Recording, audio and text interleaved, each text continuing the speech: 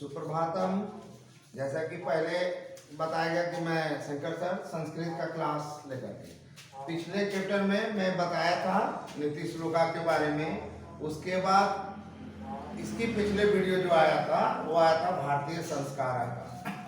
तो भारतीय संस्कार के बारे में आपको मैंने पहले भी बताएंगे, आप मेरा पहला वीडियो भी देख चुके होंगे।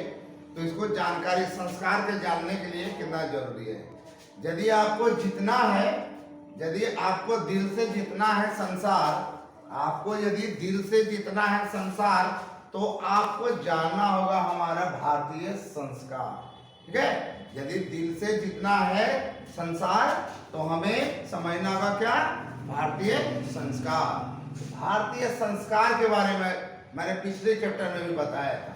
आपको बताया गया था कि संस्कार जो होते हैं वह 5 प्रकार के होते हैं, और 5 प्रकार में पहला जो होता है जन्म के पहले 3, दूसरा होता है शैशव संस्कार, तीसरा होता है शिक्षा संस्कार। तो आपको जन्म के पहले 3 संस्कार और शैशव संस्कार आपको बताया गया था 6 और शैक्षणिक संस्कार 5। ये 3 के बारे में मैंने पिछला वीडियो में बताया था। यदि आप देखें तो इसके लिए बहुत बहुत दिल से कोटि से धन्यवाद। यदि नहीं देखें तो एक बार पुनः इसका पिछला वीडियो देखें। संस्कार से चैप्टर का संस्कार पाठ का पहला भाग देखें। आज यह दूसरा भाग आपके सामने लेकर के आए हैं, और यह दूसरा भाग में आपको हम शिक्षा संस्कार के बारे में पढ़ा चुके थे फर्स्ट वीडियो में। अब सेकंड वीडियो में आते आपको हम चौथा संस्कार लेकर के, वह जो कुछ आपको हम शिक्षा संस्कार के बारे में भी बता दें। शिक्षा संस्कार जो होते हैं वह कितने होते हैं? शिक्षा संस्कार होते हैं 5। पहला अक्षर आरंभ, पहले बच्चे क ख 1 2 3 4 लिखना सीखते हैं। उसके बाद होता है उपनयन, उसके बाद वेदारंभ, उसके बाद केशांत, समावर्तन चेति संस्कारम प्रकल्पिता। शिक्षा संस्कारों में अक्षर आरंभ, उपनयन, वेदारंभ, केशांत और समावर्तन, यानी समावर्तन मतलब होता है अंतिम। जब विद्या प्राप्त करने के बाद जब वह घर से जब जाते थे, गुरु घर से जब अपना घर जाते थे, तो वहां उस संस्कार को समावर्तन संस्कार कहा जाता था। अक्षर आरंभे अक्षर लेखनम अंक लेखनम च शिशु प्रारभते। अक्षर आरंभ में बच्चे अक्षर लिखना, अंक लिखना बच्चे शिशु प्रारंभ करते हैं। उपनयन संस्कारस्य अर्थ गुरुणाम शिष्यस्य स्वगृहे नयनम भवति, तत्र शिष्य शिक्षा नियमान पालनम अध्ययनम करोति। उपनयन संस्कार का अर्थ होता है कि गुरुओं के घर में शिष्य के नयन होता है, यानी मुंडन होता है। तत्र शिष्य, वहां शिक्षा नियमों का पालन करके शिष्य जो है अध्ययन करते थे। वहां सारे नियमों का पालन करना पड़ता था, चाहे वह राजा का बेटा हो, गरीब का बेटा हो, उसे कैसे जंगल में रहना है, कैसे लकड़ी काटना है, कैसे कांटे पत्थर में चलना है। जीवन का हर प्रमुख पहलुओं को, जीवन के हर क्षेत्र में वह आगे बढ़े, ऐसी शिक्षा वहां दी जाती थी। और वह शिक्षा का नियमों का पालन सभी के लिए वहां पर अनिवार्य था। ते नियमः ब्रह्मचर्यवर्ते समाविष्टा, वे नियम जो होते थे ब्रह्मचर्य के रूप में कहे जाते थे। इसलिए प्राचीन काले शिष्य ब्रह्मचारी इति कथ्यते अस्म, इसलिए प्राचीन काल में शिष्य ब्रह्मचारी कहे जाते थे। क्या कहे जाते थे? प्राचीन काल में शिष्य ब्रह्मचारी कहे जाते थे। ऐसा क्वेश्चन आपको ऑब्जेक्टिव आएगा कि प्राचीन काल में शिष्य क्या कहे जाते थे? तो प्राचीन काल में शिष्य ब्रह्मचारी कहे जाते थे। गुरु गृहे एव शिष्य वेदारंभ करोति अस्म, और गुरु के घर में ही शिष्य वेद का आरंभ करते थे। उस जमाने में वेदों का पढ़ाई बहुत ही जरूरी माना जाता था।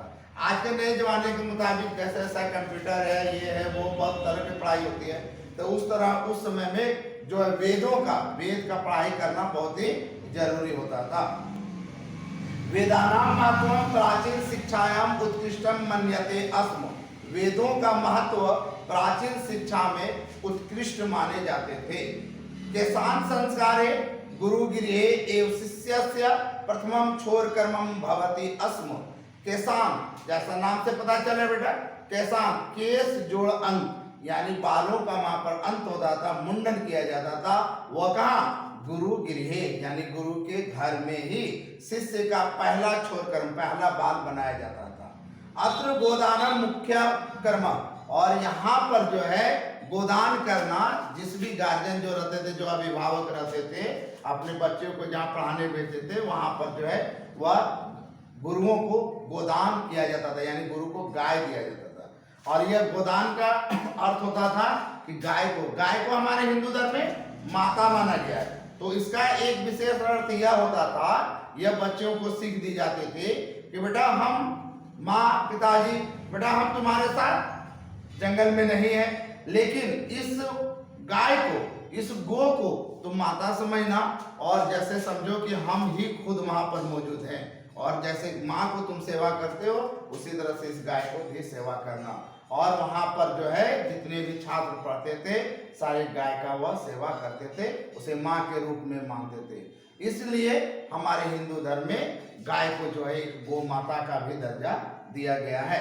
जिस तरह से माँ हमें भोजन वगैरह कराती है, उसी तरह से गाय से भी हमें दूध वगैरह मिलता है, वो भी हमें माँ की तरह भोजन देती है। इसलिए हिंदू धर्म में उसे गौ माता भी कहा जाता है। और वहां पर शिक्षा संस्कार में गाय का गोदान किया जाता है, इसलिए शिक्षा संस्कार का दूसरा नाम गोदान संस्कार भी कहा जाता है। अतः साहित्य ग्रंथेषु अस्य नामांतरणम गोदान संस्कारो अपि लभ्यते। अतः साहित्य ग्रंथों में इसका नाम गोदान संस्कार भी प्राप्त होता है। क्या प्राप्त होता है? गोदान संस्कार। समावर्तन संस्कारोदस्य शिष्यस्य गुरु गृहात् गृहस्थ जीवने प्रवेश, यानी समावर्तन संस्कारस्य उद्देश्यम शिष्यस्य गुरु गृहात् गृहस्थ जीवने प्रवेश, यानी जब पढ़ाई जब पूरा हो जाता था तो वह होता था समावर्तन संस्कार, कि चलो अब तुम्हारा शिक्षा क्या हो गया, पूरा हो गया, समाप्त हो गया, अब तुम घर जाओ। और शिष्य के जो है गुरु के घर से वह चले आते थे, शिष्य अपने घर में, चाहे वह राजा का बेटा हो, किसान का बेटा हो या जो भी, और वह वहां से आने के बाद गृहस्थ जीवन में प्रवेश करता था, यानी शादी ब्याह जो भी करना अपने गृहस्थ जीवन में प्रवेश करना है। शिक्षावसाने गुरु शिष्यान उपदिश्य गृहं प्रेषयति, शिक्षा पूरी हो जाने के बाद गुरु जो है शिष्यों को उपदेश दे करके घर भेजते थे। उपदेशेषु प्रायेण जीवनस्य धर्मः प्रतिपाद्यन्ते, यथा सत्यम वद, धर्ममचर, स्वाध्यायार्मः प्रमदः इत्यादि। उन उपदेशों में प्रायः जीवन का कर्तव्य को, धर्म को प्रतिपादित किया जाता था। जैसे सत्यम वद, जैसे सत्य बोलना, धर्मचर, धर्म का आचरण करना, और अपने अध्ययन से, पढ़ाई से कभी भी जी नहीं चुराना। जब भी हो, जिस भी क्षेत्र में मनुष्य को, मानव जीवन को जब तक प्राण है तब तक आप जो है वहां पर सीखने की प्रक्रिया में रह सकते हैं, है ना। इस तरह से यह पहला बताया गया था कि सत्य बोलना, धर्म का आचरण करना, और कभी अपने अध्ययन से जी नहीं चुराना। ठीक है बेटा, यह समझ में आ गया होगा शिक्षा संस्कार के बारे में। ये तीसरा हो गया। 5 विद्या बताया गया था। पहला विद्या में आपको बताया गया था जन्म के पहले 3, वो आपको पूरी विस्तार से बताया गया। दूसरा में बताया गया था शैशव संस्कार, वह भी आपको बताए। और तीसरा आज हम शिक्षा संस्कार के बारे में बताए। समझता आप लोग को समझ में भी आया होगा। और आगे 2 बार 3 बार करके देखेंगे वीडियो, किताब भी आप देखेंगे, उससे बहुत सारे चीज समझ में आएगा। तो अब आते हैं हम लोग कहाँ, चौथा संस्कार। ठीक है, वह चौथा संस्कार को क्या बोला जाता है, गृहस्थ संस्कार। क्या बोला जाता है, चौथा गृहस्थ संस्कार। और गृहस्थ संस्कार जब होता है यानी वह विवाह संस्कार पूर्व में मनुष्य वस्तुतः गृहस्थ जीवनम प्रविशति। विवाह संस्कार के बाद ही मनुष्य वस्तुतः गृहस्थ जीवन में क्या करता है, प्रवेश करता है। क्या करता है, गृहस्थ जीवन में प्रवेश करता है। विवाह पवित्र संस्कार मतः, विवाह जो है एक पवित्र संस्कार माने गए हैं। यत्र नाना विद्यानि कर्मकांडानि भवन्ति, यहाँ नाना प्रकार मतलब कई प्रकार के विविध प्रकार के कर्म कांड होते हैं। तेसु वाग्दानम यानी उसमें वचन देना, मंडप निर्माणम घर में शादी विवाह होता है तो घर में देखते होगा बेटा भाई बहन या भतीजे चाचा की शादी होता होगा तो मंडप बनता होगा जिसे मड़वा बोलते हैं, है ना। तो वो मंडप निर्माण होता है। वधु गृहे वर पक्षस्य स्वागतम और जो लड़की का जो घर में लड़के वाले का यानी वधु के घर में वर पक्ष के लोग जो आते बाराती जिसे हम लोग बोलते हैं उसका वहां पर क्या होता है स्वागत होता है। वर वधवो परस्परम निरीक्षणम और वर वधु के परस्पर आपस में निरीक्षण करता है और वह देखते हैं जिसे आजकल हम लोग नया रूप में क्या कहते हैं वरमाला के रूप में क्या कहते हैं बेटा वरमाला के रूप में। वहां पर जो है लड़कियां लड़के जो है लड़की और लड़का दोनों एक दूसरे को देखते हैं और वहां पर वह जो है क्या कहते हैं गलों में माला डालते हैं। तो ये हुआ तुम्हारा परस्परम निरीक्षणम। और उसके बाद कन्यादानम, कन्यादान मतलब लड़की को दान किया जाता है। बहुत प्रकार का शादी विवाह में होता है कर्मकांड। अग्नि स्थापनम आग का जो है वहां पर लिया जाता है, आग में वहां पर वचन लिया जाता है, अग्नि को साक्षी मान करके साक्ष्य मान करके प्रमाण मान करके वहां पर लोग जो है नए जीवन का शुरुआत करने का वह जो है वहां पर कसम लेते हैं। पानी ग्रहणम, पानी का बेटा यहाँ पर देखेंगे पानी का मतलब पा मूर्धन्य में हर्षई वो पानी, पानी का मतलब क्या था हाथ और पा दंत नो में लिख देंगे लिखाई पानी तो पानी मतलब जल। तो यहाँ पर बेटा आपको ध्यान देना पानी ग्रहणम, यहाँ पानी का मतलब जल से नहीं है, यहाँ मूर्धन्य का प्रयोग है। तो पानी ग्रहणम मतलब होता है हाथ का ग्रहण करना, यानी वह शादी विवाह जो होता है तो वह जो हाथ लड़की का हाथ लड़के के हाथ में दिया जाता है। यानी आपका जीवन भर जो जीवन का साथी आप इसको बनाएंगे और लड़की हर दुख सुख में जो है वह लड़के के साथ रहेंगे। ये होता है पानी ग्रहण। उसके बाद होता है लाजा होम।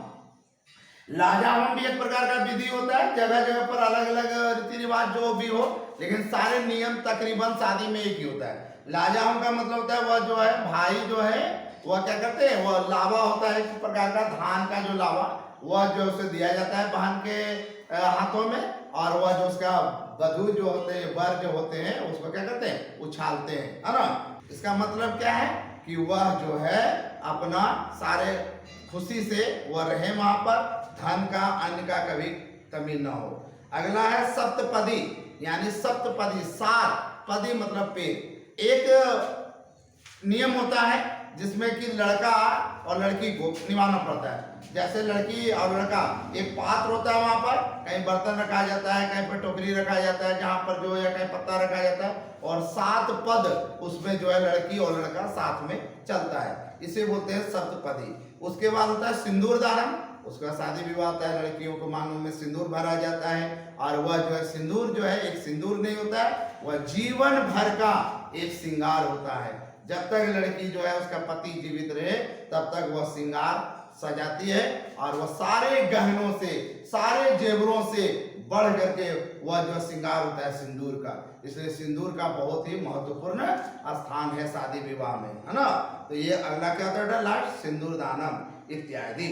सर्वत्र समान रूपेण विवाह संस्कारस्य प्रायेण आयोजनम भवति, सभी जगह समान रूप से विवाह संस्कार का प्राय आयोजन होता है। कहीं 19-20 कहीं थोड़ा बहुत बदलाव होता होगा लेकिन प्राय ऐसे ही हर जगह नियमों का पालन किया जाता है। तदंतरम उसके बाद गर्भधानाद्य संस्कार पुनरावर्तने जीवन चक्रम च भ्रमति, फिर वह जो क्या होता है वह जब लड़की शादी हो जाता है तो वह फिर वह क्या करती है मां बनने वाली होती है, गर्भ को धारण करती है और फिर इस तरह से जीवन भर चक्र चलते रहता है। जन्म के पहले फिर वह शैशव संस्कार शिक्षा संस्कार इस तरह से जीवन चक्र चलते रहता है। उसके बाद होता है क्या होता है मरणानंतरम, यानी मरने के बाद एक संस्कार होता है और वह संस्कार कहलाता है अंत्येष्टि संस्कार। क्या कहलाता है अंत्येष्टि संस्कार अनुष्ठिष्टे, यानी अंत्येष्टि संस्कार का अनुष्ठान किए जाते हैं। एवं भारतीय जीवन दर्शनस्य महत्वपूर्ण उपादान संस्कार इति, इस तरह से भारतीय जीवन दर्शन का एक महत्वपूर्ण नाम है और वह क्या है संस्कार। इस तरह से आपको मैंने पूरा हिंदी करके बताया और इसमें बहुत सारे क्वेश्चन भी हैं और यदि इसको अच्छी तरह से पढ़ ले तो आपको बहुत सारा क्वेश्चन अपने आप सोल्व हो जाएगा। जैसे कि आपको देखो मौखिक में वहां पर दिया गया है किताब में देखे मौखिक में एक पदेन उत्तर बदल, यानी एक पद में बोलना है। पहला था संस्कार कति संति, संस्कार कति संति, संस्कार कितने हैं। उसके बाद है जन्मतः पूर्व कति संस्कार होती, जन्म के पहले कितने संस्कार होते हैं, तो जन्म के पहले कितने संस्कार बताया गया, 3। शैशवे कति संस्कार भवति, शैशव संस्कार कितने होते हैं, शैशव संस्कार आपको कितना बताया गया, 6। अक्षर आरंभ कैसा संस्कार है, अक्षर आरंभ का जो संस्कार होता है वह कैसा संस्कार है, वो शिक्षा संस्कार है। गृहस्थ जीवन का एक संस्कार क्या है, अभी आपको बताया गया गृहस्थ जीवन का एक संस्कार है, वह क्या है, एक विवाह संस्कार है। क्या है वह, विवाह संस्कार। इसी तरह से आप लिखिता में दिखाया गया है भारतीय संस्कृति परिचय केभ्य ज्ञाते, भारतीय संस्कृति का परिचय किससे मिलता है, तो हम यहाँ क्या लिखेंगे, संस्कारेभ्य। जैसा क्वेश्चन रहे तो वैसा उत्तर देना, ठीक है। जैसे केभ्य तो संस्कारेभ्य, कति शैक्षणिक संस्कार कति संति, तो शैक्षणिक संस्कार कितने हैं। उसी तरह सप्तपदी क्रिया कस्मिन् संस्कारे विद्यते, सप्तपदी क्रिया किस संस्कार में होते हैं, तो विवाह संस्कार है। भारतीय दर्शन से महत्व उपादान किम, तो संस्कार। सीमांतोन्नयन किस संस्कार से गण्यते, यानी सीमांतोन्नयन संस्कार जो है किस संस्कार में गिने जाते हैं, तो जन्म के पहले का। अन्नप्राशनम पिछले में बताया गया था, अन्नप्राशनम किस संस्कार में होते हैं, अन्नप्राशन शैशव संस्कार में। गुरु गृहे शिष्य कान पालयनम अध्ययनम करोति, गुरु के घर में शिष्य किसका पालन करके अध्ययन करते थे, शिक्षा नियमान, यानी शिक्षा नियमों का। इस तरह से अंदर से हम पूरा यदि क्वेश्चन ऑब्जेक्टिव ले तो बहुत सारा ऑब्जेक्टिव निकलेगा। अब जैसे बोलेगा कि शिक्षा संस्कार अन्य किस संस्कार के नाम से जाने जाते हैं, तो गोदाम संस्कार के नाम से जाने जाते हैं। शिष्य प्राचीन काल में शिष्य क्या कहे जाते थे, तो प्राचीन काल में शिष्य क्या कहे जाते थे, ब्रह्मचारी कहे जाते थे। इस तरह से आपको यहाँ पर मैंने बताने का कोशिश किया। एक एक करके आपको यदि घर में भी पढ़े, इसका किताब निकाले और षष्ठ पाठक का भारतीय संस्कार का पढ़े, ये दूसरा भाग आपके पास लेकर के आए हैं। और यह जो है हमें पूरा पूर्ण विश्वास है कि आपको यह वीडियो अच्छा लगेगा, है ना। ये प्यारा सा लाइक करें ताकि हम लोगों को जो है मनोबल बढ़े, हमारा संस्थान को मनोबल बढ़े, जो हमारे सहयोगी कर्मी उसे बढ़े और आपके जीवन में भी सफलता मिले। मैं हर वीडियो में बार बार बोलता हूं कि आपको यह रैंकर फाइंडर आपके ये पढ़ाई के साथ, परीक्षोपयोगी के साथ साथ आपके जीवनोपयोगी शिक्षा कर लेकर के भी आएंगे। आपको हर जीवन में सहयोग करेगा।